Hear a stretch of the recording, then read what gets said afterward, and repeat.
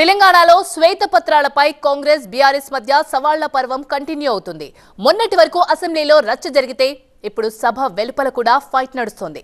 కాంగ్రెస్ శ్వేతపత్రాలతో విపక్షాలను ఎరుకున పెట్టే ప్రయత్నం చేస్తే ఇప్పుడు శ్వేతపత్రంతో బీఆర్ఎస్ అధికార కాంగ్రెస్ కు సవాల్ విసురుతోంది.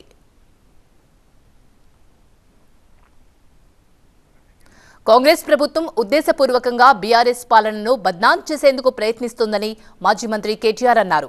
ఇటీవలే రాష్ట్ర ప్రభుత్వం విడుదల చేసిన శ్వేతపత్రం తప్పుల తడక, అబద్దాల పుట్ట అన్నారు.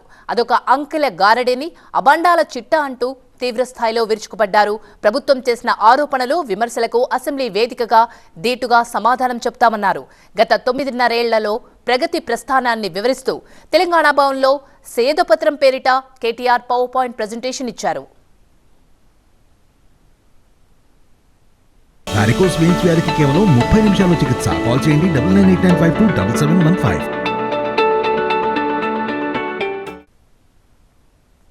ఎందుకు ఇవాళ తెలంగాణ శ్వేతపత్రం ప్రచురిస్తున్నామంటే, ఒకవైపు వాళ్ళు లేవనెత్తిన అంశాలలోని డొల్లతనాన్ని బయటపెట్టడంతో పాటు తెలంగాణ సాధించిన విజయాలను కూడా ఒక్కసారి మీకు గుర్తు చేయాల్సిన అవసరం ఉంది.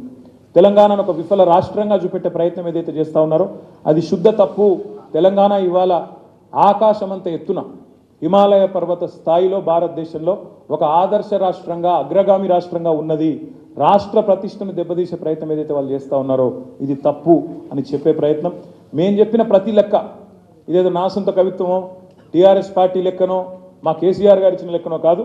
వీటన్నిటికీ సోర్సెస్ ఏంటి అంటే RBI, reserve bank of India, controller and auditor general యొక్క లెక్కలు, పార్లమెంట్ సాక్షిగా కేంద్ర ప్రభుత్వం మినిస్ట్రీ ఆఫ్ స్టాటిస్టిక్స్ ప్రవేశపెట్టిన నివేదికలు, నీతి ఆయోగ్ వంటి సంస్థలు, అదేవిధంగా రాష్ట్ర కేంద్ర ప్రభుత్వంలోని ఇతర సోషియో ఎకనామిక్ సర్వేసు, అదేవిధంగా రాష్ట్ర కేంద్ర ప్రభుత్వాలు పెడుతున్న మరి లెక్కలే అని చెప్పి కూడా నేను మీకు విజ్ఞప్తి చేస్తా ఉన్నాను.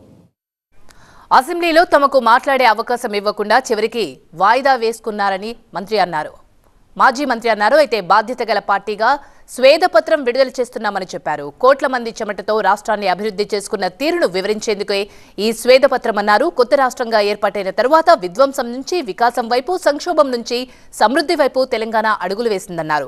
ఇప్పుడు కొందరు నేతలు తమ వల్లే తెలంగాణ వచ్చిందని గొప్పలు చెప్పుకుంటున్నారని విమర్శించారు. తెలంగాణ రాష్ట్ర స్థూల రుణం 3.17 లక్షల కోట్లు ఉంటే దీన్ని కాంగ్రెస్ నేతలు 6.70 లక్షల కోట్లుగా చూపించే ప్రయత్నం చేశారన్నారు కేటీఆర్. వాళ్ళే చెప్తారు 60 ఏళ్లలో మేము చేసిన ఖర్చు 4,98,000 కోట్లని. మళ్ళీ వాళ్ళే చెప్తారు అదే శ్వేతపత్రంలో గత 10 ఏళ్ల ఖర్చు తెలంగాణలో కేసీఆర్ ప్రభుత్వం పెట్టింది 13,72,930 కోట్లని వాళ్ళే చెప్తారు. అంటే 60 ఏళ్లలో నిజంగా ఒక నిమిషం, ఒక క్షణం, ఒక సెకండ్ కోసం ఇది వాళ్ళు చెప్పిన లెక్క కరెక్టే అనుకుందాం.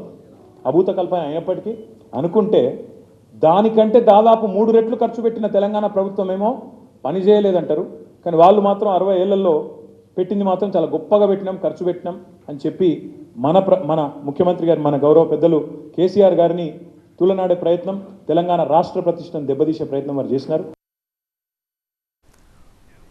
మొత్తం మీద మాజీ మంత్రి కేటీఆర్ 9 ఏళ్ల తెలంగాణ ప్రగతి ముఖ చిత్రాన్ని పవర్ పాయింట్ ప్రెజెంటేషన్ ద్వారా బయటపెట్టే ప్రయత్నం చేశారు. మరి దీనిపై కాంగ్రెస్ నేతలు ఏ విధంగా స్పందిస్తారో చూడాలి.